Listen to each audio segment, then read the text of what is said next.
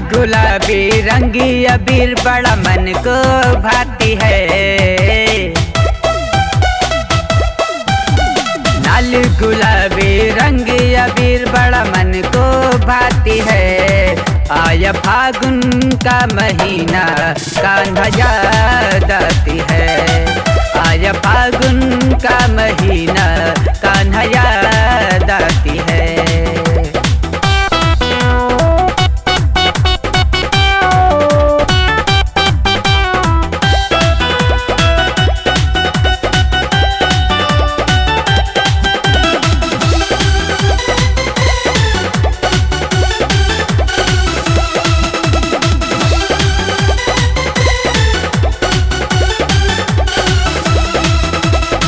निकिन न लागे तेरे बिन ये बरसने की होली हो।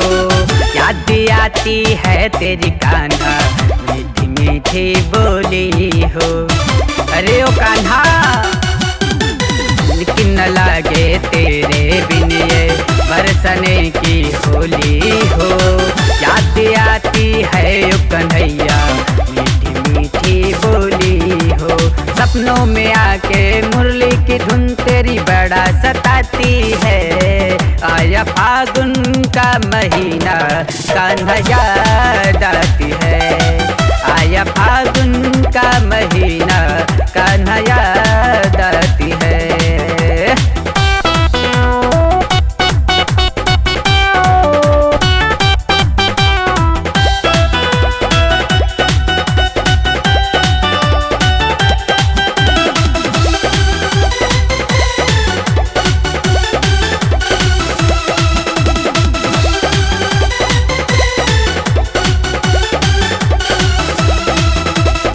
छोड़ गए जब से ओ कन्हैया सुनी है गली अंगना हो।